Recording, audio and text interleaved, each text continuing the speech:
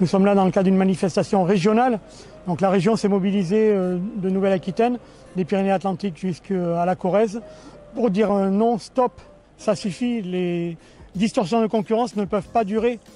Nous sommes là pour produire, nous sommes là pour nourrir l'ensemble de la population dans ce que vous aimez, dans ce que vous voulez, mais nous sommes là aussi pour éviter des importations, pour éviter que nous n'importions en France ce que vous ne voulez pas que nous produisions nous en France, ce que vous ne voulez pas consommer tout simplement. Donc aidez-nous, sauvez l'agriculture de Nouvelle-Aquitaine et vous serez sauvés aussi au niveau nutritif alimentaire. Il y a 20 tracteurs, enfin, on est pas mal de la Corrèze, on a descendu les tracteurs par camion et on est venu là parce qu'on trouve qu'il y a des injustices au niveau des régions, au niveau des plans d'aide pour les bâtiments, pour les investissements. Il y a des régions qui sont mieux aidées que d'autres et M. Rousset apparemment n'a pas l'air d'être à l'écoute de ces agriculteurs de la région Nouvelle-Aquitaine. Faire des bâtiments, pour donner un exemple... Il y a une différence de 3 à 5 à peu près entre les aides de la région Auvergne-Rhône-Alpes ou même la région Occitanie qui sont bien mieux lotis que la région Nouvelle-Aquitaine où en effet le président Rousset apporte vraiment très peu d'aide pour moderniser, pour aider surtout l'élevage aussi en Corrèze. Hein. Et donc voilà aussi pourquoi on est là. Moi je suis éleveur à Gimel-les-Cascades en Corrèze, en Vaudelet, et installé en orcade familiale et c'est très dur en ce moment, c'est très dur. C'est ça, enfin, si le consommateur, j'espère encore, achète français. Quoi, Ah, on a un cahier des charges, en France on a une agriculture qui n'y a pas plus propre et on a une agriculture exceptionnelle et on est en train de la détruire. Mais on ne sait pas ce qu'ils mangeront de la merde, ça c'est sûr, et il ne faudra pas s'étonner qu'ils aient des cancers. Ça ne viendra pas de notre faute.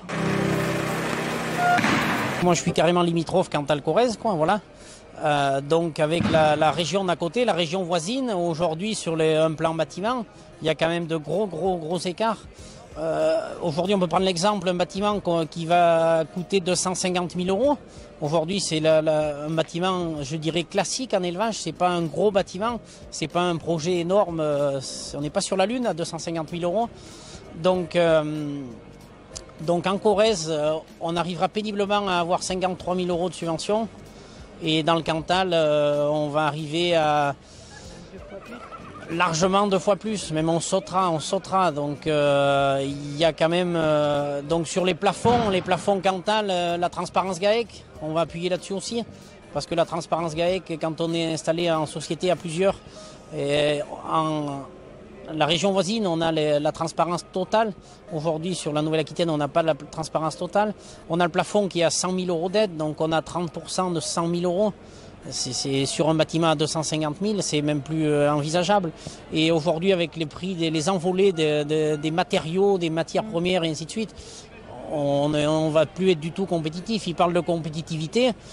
Aujourd'hui, je regrette, un bâtiment en Corrèze ou un bâtiment juste à côté, dans la région d'à côté, on a gros écart, quoi. Grosso modo, on va emprunter, le Cantal va emprunter 90 000 et nous, on va emprunter 200 000, quoi. Je suis éleveuse sur la commune de Saint-Privat, donc aussi toute proche du Cantal. Donc moi j'élève des limousines, essentiellement donc pour faire quelques reproducteurs et aussi donc essentiellement de la viande, parce que je vends du broutard, donc des veaux qui ont atteint à peu près l'âge de 9-10 mois, qui sont élevés sous leur mère et qui vont être aussi engraissés en Italie par la suite. Et je vends aussi donc des vaches de label, en fait, du blason prestige, du label rouge limousin, donc pour faire de la viande. Et donc effectivement aujourd'hui, voilà, si on n'arrive plus à vivre de notre métier, on le voit déjà aujourd'hui. Il y a déjà beaucoup de gens qui capitalisent, donc qui vendent leurs bêtes parce qu'ils n'arrivent plus à faire face à leurs charges. Et donc effectivement, c'est de la viande qui se retrouve en moins sur le marché. Et du coup, on est obligé d'en importer. Donc ça, c'est quand même assez gravissime. Et puis, quel avenir pour les jeunes qui veulent reprendre derrière si on n'arrive pas à fournir et à vivre de notre production.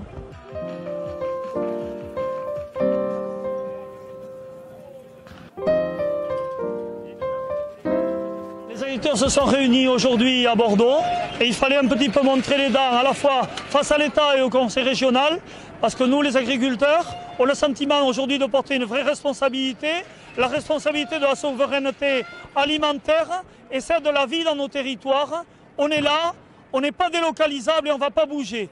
Voilà. Et notre ambition, nous, c'est simplement de vivre de notre métier, d'exercer notre activité, mais qu'on nous laisse des moyens de produire, qu'on nous laisse des moyens de production, voilà, pour qu'on puisse réaliser notre boulot.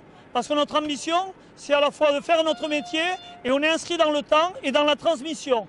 Voilà. Donc simplement, aidez-nous, donnez-nous des moyens de travailler et les agriculteurs vous le rendront au centuple.